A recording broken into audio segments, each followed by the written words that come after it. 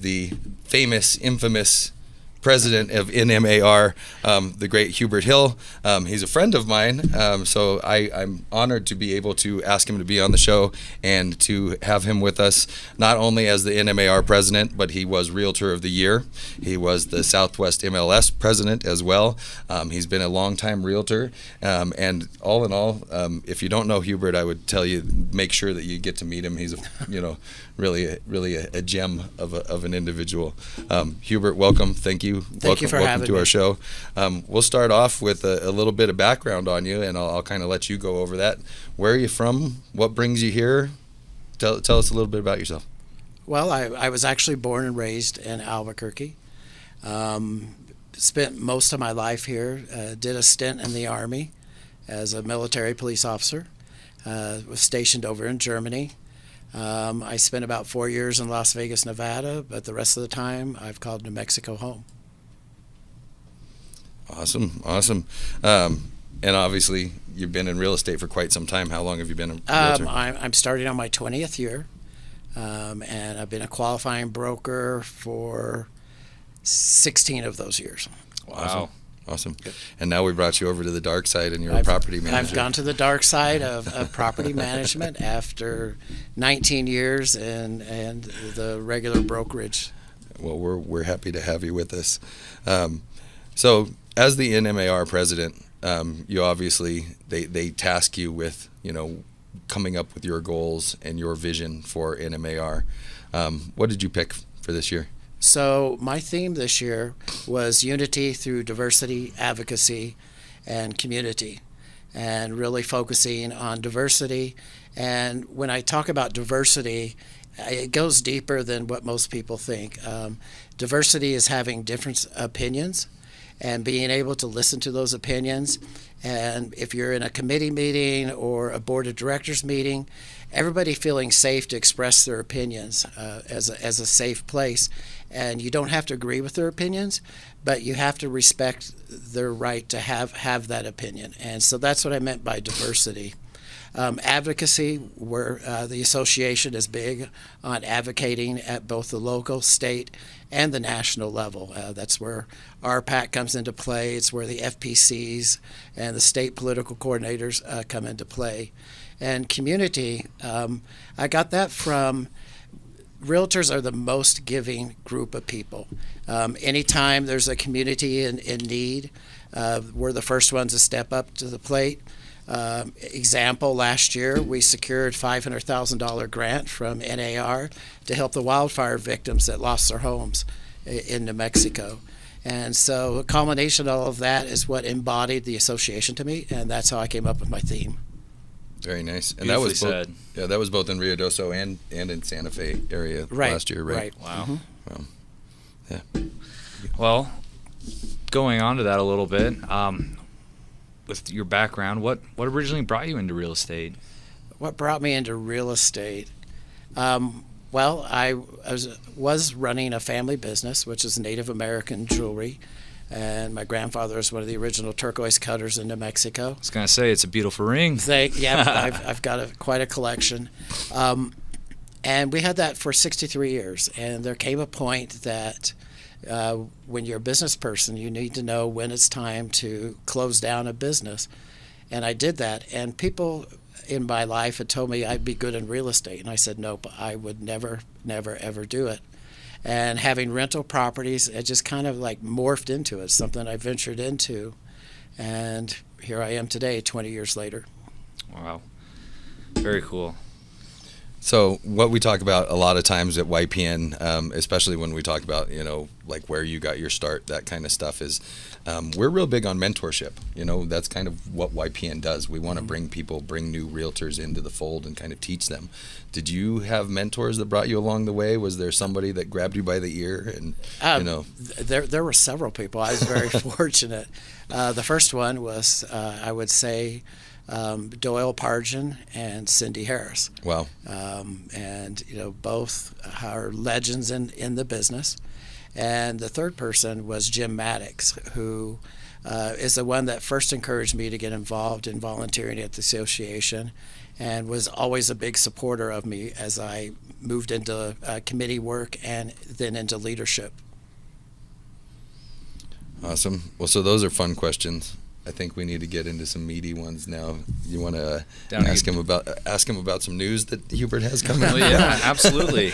Well, we've been hearing about it. Sky Slope.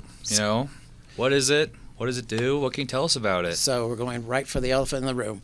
So Sky Slope, let me give you a little bit of the background of how this decision came about. Last year, President Maddox put together a work group to study different forms provider vendors, because our contract was coming up, and with the previous provider, we were having some serious customer service issues, issues with getting correct forms up in a timely fashion. And so the work group was comprised of people that are actually out there doing the work, realtors that are out there selling and listing homes, that all levels of experience. And they spent months researching, going through all the products, and they decided on Sky Slope. So fast forward to this year, we have a signed contract with Sky Slope, and we did have a target rollout date for it. And like any time you're making a change, and we know change is not always comfortable, but when you're changing to a new system, sometimes when you start to get it going, you'll notice there's certain bugs and things that need to be worked out.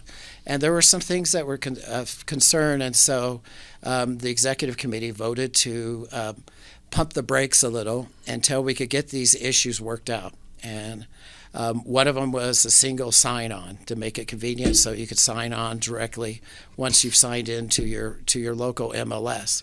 And this is a big task because there's like 4 or 5 MLS providers throughout the state. Different MLSs use, some use Flex, some use Matrix, some use Paragon. I'm happy to say that we're very close, and we're expecting to announce a new rollout date next week. We're just getting some things fine-tuned, and I think everybody will be happy with the product. We appreciate everybody's patience in doing this, but because this is a member service, we want to make sure everything was working right before we rolled it out. And so I did not have a problem with us pumping the brakes a little bit. I'd rather that happen than us roll this out to everybody and then find out these glitches that needed to be worked out. What made Sky Slope attractive compared to some of the other, products and brands out there? One of the biggest number one things, 2 things. One was the cost. It was more cost effective, but the biggest thing was the customer support we got from them. And when we did go back to them and say, okay, we have these issues, we need to have these worked out, they were fully on board and have worked with us very well on getting these things resolved. Awesome. Mm-hmm. I know that I've heard, and I know that you've heard, probably lots of realtors have been calling you and stuff like that. I'm hoping that helps. I had realtors calling me right away going, what are we doing? Why are we doing this? As if I had the answer, kind of thing. And of course I always go, have you met Hubert? Absolutely. And change is hard.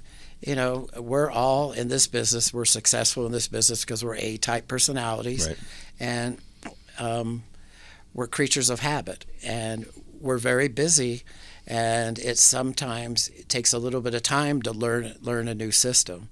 In my career, I've seen us go through 3 different MLS providers and a couple of different form providers.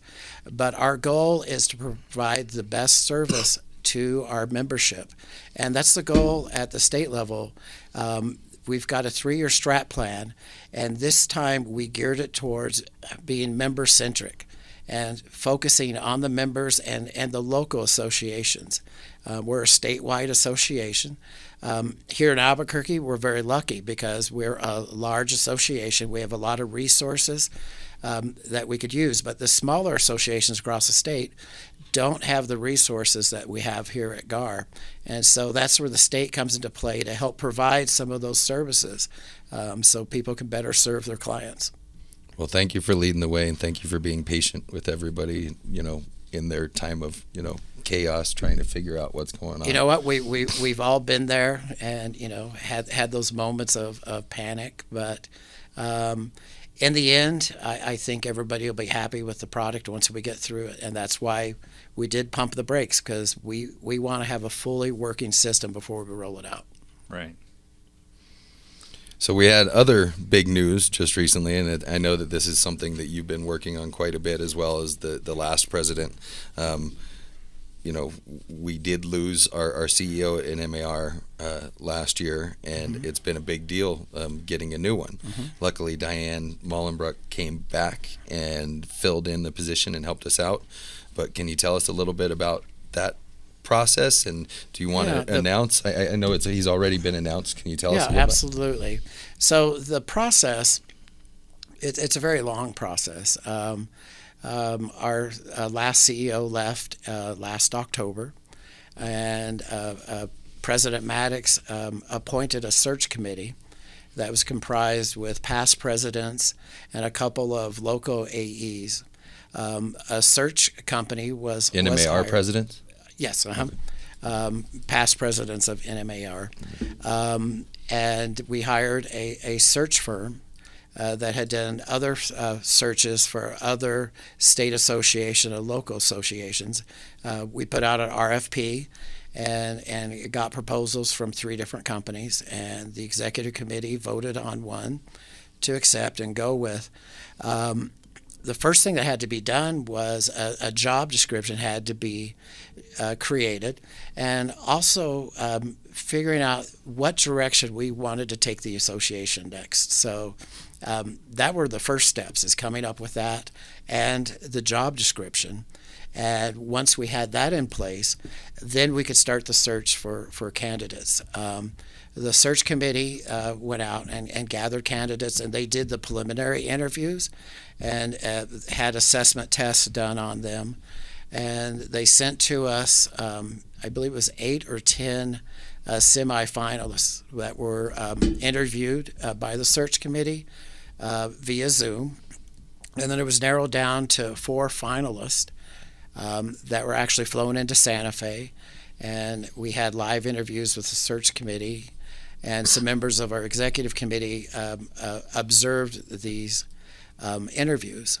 And after much discussion, it was the final candidate. It was somebody everybody agreed upon, and an offer was made. And this past week, when I was at NAR Region 11's conference, we did execute a contract with this individual, and that is Zach Benjamin. And he has worked for NAR, and he has Albuquerque ties. He was the executive for the Jewish Federation here in New Mexico. So he did a lot of work with the state legislature. He knows his way around the roundhouse. He was currently in Long Beach. His daughter was born in Albuquerque, and probably tells everybody that she's from Albuquerque. And he was looking for a change to get his feet back into the Realtor Association. And his vision lined up with what we were looking for, and we felt that was the best candidate. And he will be starting the job June 15th. And so we welcome Zach back to New Mexico. This is a place he loves, and like I said, his daughter was born here. So awesome. We're excited about the direction we're going to take the association, and we know that he's the right person to lead us. Great. And from New Mexico, we're going to have him on the show. Yes, sir. Yep. I guess later on in the year we'll look. Let's let him him get his feet wet a little bit in the job before. I would have loved to have him here right now. Yeah, we would have totally just fired off at him. Tell us all about it. Yes, absolutely. It would have taken a little bit of pressure off you, Hubert, you know. Not that there's any pressure to begin with. Awesome. So you mentioned legislature. It's already been a big year for you as president. There's been a lot going on. Do you want to talk? There has. It feels like my first 3 months have been a full year. Yeah. Do you want to talk a little bit about what we've gone through already? It's been fun and exciting. You know, we like to do things big in New Mexico, apparently. You know, search for a new CEO. We rolled out a brand new website for the state association. And, of course, going to a new forms provider. And we chose to do all this during a 60-day legislative session. So, as you know, we had a lot of bills that we were in support of, and we had several bills that we were against. Some of them were the recurring bills that we see crop up every year. Big thing this year was rent control. And there was a push to repeal the state law that prohibits local governments from enacting rent control. And we were able to get that to where it did not go to a full vote. Landlord-tenant bill came back up again, and we were able to, I don't want to say have it tabled, but we were successful. And on all of these bills, you know, we just want a seat at the table. Right. We want to be involved in decision making, because I think the intent's good, but you got to have all parties that it affects in the negotiations and the conversations at a time. That's absolutely totally what I've found. You know, the intent is always good. The person that sponsors the bill usually thinks that it's a good idea, and where I come in is a lot of times it's real world implications or feasibility. You know, how does this actually happen? What are the outcomes of this? What, you know, are there unforeseen outcomes? And that's why we need to be at the table, because you need to have professionals. You know, why would I be talking about mortgage rates if I don't know anything about mortgage rates, Nick? You know, like, why would I be talking about, you know, and so it's one of those things where I wouldn't want to write a bill that completely changes how you do business without talking to you about it. And I think that's one of the biggest, most important things that we bring to Santa Fe, and thanks for leading the way in that. Yeah. I know that NMAR, like, that's one of their biggest like jobs is keeping us safe in that effect. Right. And it's not about going in there and saying we're against this bill, but let's sit down and here's some options we have. And that's all we're asking for is let us have a seat at the table and be part of the conversation. Yes, sir. Yes, sir. We talk a lot about, like, when we have guests on the show, we talk about, you know, what their motivations are, you know, what they do to become successful, that kind of stuff. You know, what books do they read? Do they listen to podcasts? Is there a speaker that they like to listen to? That kind of thing. Share with us what some of yours. For my motivation for success. Or you could say, what's your why? There you go. What's my why? I think my why changes because I've been doing this for 20 years, and so you're gonna say Rosie. My why keeps changing, you know, as my life changes, and I think everybody's why can change. So I've had a lot of whys. What's helped motivate me is surrounding myself with successful people. And listening to them and listening to their advice, and so that's been a big part of that. I think to be successful in this business, education. You can't stop taking education. We can be in the business 40 years, and every day we can learn something new. We never know it all, because in our industry it's always changing. There's new situations. There's new hot buttons that are constantly popping up. And so we never know it all, and we have to be open to learning. Well said. Very well said. Do you have a favorite book? Oh, I have a couple. You know, I'm busy, so I don't have a lot of time to read, but two books that I read first when I was in high school, and I've always kept them, and every few years I go back and read them. And one is To Kill a Mockingbird, and the other one's a little darker, but it's Lord of the Flies. Oh, wow. Yeah. And, I like To Kill a Mockingbird because, and especially nowadays, and since April is Fair Housing Month, I think that's one of the first books out during that time that even started addressing, equality and treating everybody equal. And Lord of the Flies, there's a theme in there that's, says power corrupts and absolute power corrupts absolutely. And I think that's something to always keep in mind anytime you're in any type of a leadership position, be it government, a nonprofit, an association, is always remember that. Keep yourself in check. I love that question. As a book guy and as a reader, it tells me so much about people sometimes. Sometimes you get like the very interesting, shocking answer.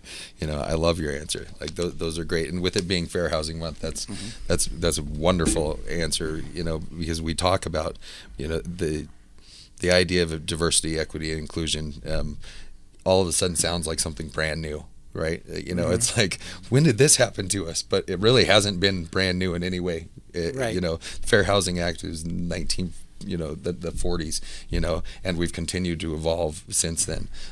Very, very good answers. You should incorporate some of those, some questions based off of those books in the exam. True. You definitely could. So one of the things that, as the NMAR president, and as you have goals, right, what would you say to our group, the YPNers or whoever's watching this show? Hopefully it's everybody. I would love for it to be everybody. What would you say to realtors and affiliates that are out there watching this? What can they do to help? What can they do to either get more into the association, or what can they do to make us better? Get involved. Pay attention. Our industry, we're under attack from outside entities, so we have to be on our toes for that. But get involved. If it's volunteering on a committee, and that's where you get your start. The very first committee that I volunteered for was Run for the Zoo, and being a volunteer, getting assigned to a street corner, and work your way into that and find something that you're passionate about in the association. That's why, I say diversity, advocacy, and community. We do so many community events, so there's something out there for everybody. And devote what time you can to it. And I think you'll get a lot of reward out of it. But our association does a lot. The National Association fought in all kinds of states to keep us as essential businesses during the pandemic. And so it's well, in a lot of ways, kept our economy going. We're a big force when it comes to at the national level of government and at the state and the local. They know about us. They know what we fight for, which is private property rights. And so get involved at any level and just see where it takes you, because this association, that's what makes it, the members and the volunteers. Yes, sir. Absolutely.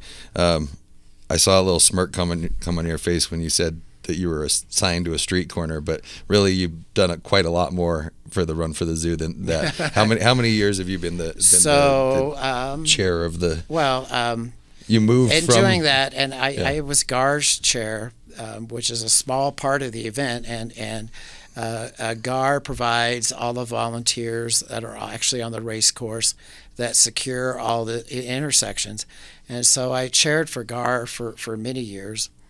And at one point, I was asked to serve on the board of directors for the Biopark Society, which is the one that puts on that event and other events like River of Lights. And so I served on the board of directors, and then I was asked to chair the entire event. And I've done it for 10 years now. And this is my last year of chairing. But we have another person from GAR who's an affiliate that will be taking over for me, and we kind of have a history because she took over for me at the GAR level when I became chair of the entire event, and that's Sue Leidig of Waterstone Mortgage.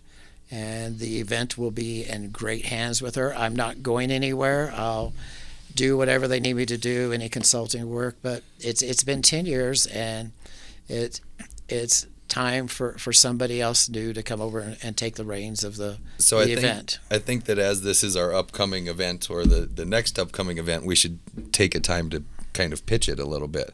Absolutely. What you want to tell us a little bit about what Run for the Zoo is, why it's so important, and what we need probably right now.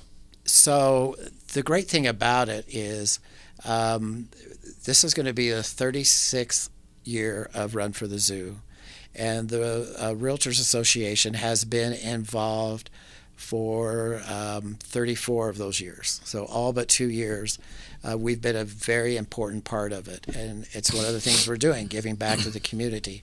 So this is the second largest fundraiser that the Biopark Society has, and the Biopark Society is the fundraising arm for the biopark system, and that includes the zoo, the aquarium, the botanical gardens, and Tingley Beach.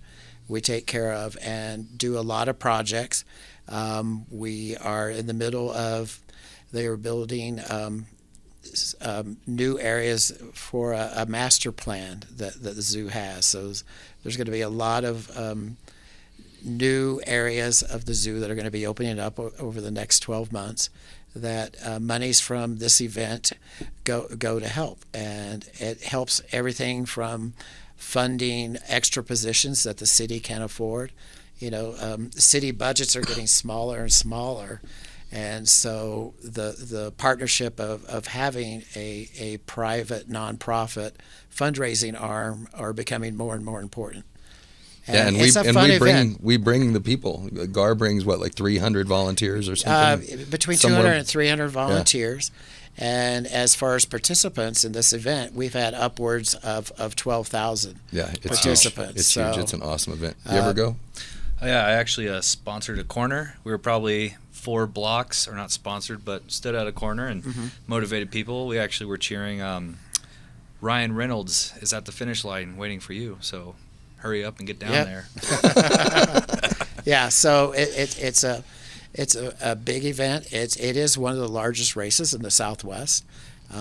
So it's important for us to stay involved with that, and that's coming up first Sunday of May. And I know there's a lot of volunteers from GAR already signed up. It's going to be a big one. Hopefully it's a big event this year. We got the schools back involved. They weren't involved the last couple of years because of, the coronavirus and all that. But I'm really excited. I'm definitely excited. Yep. It's going to be a great time. And then, if you haven't volunteered, you can go to gar.com and you can volunteer. We'll say that again at the end. You can always go to gar.com and figure out what is upcoming. But you can go and volunteer. We're still taking volunteers, I believe. And there definitely are still some spots to help out. So please come and help out. You'll get a free T-shirt. They're really cool this year. They picked a really, really cool logo. The theme is Stripe It Up. So we're supporting the Malaysian tiger, and everybody's coming in striped. Yep, so, the artwork is great this year. It was really cool. And with your GAR shirt, you get into the zoo for free that day. Yes, sir. Thank you for pointing that out. Yeah. Let's see. So we're coming kind of towards the end of our show. I'd like for you, if there's more that you want to say, to go ahead and get to say it. But we're definitely coming towards the part where we kind of pitch upcoming events and talk about where we go in the future. But really, I don't want to miss anything. If there's anything that you want to portray to our audience, you definitely have some time. Okay.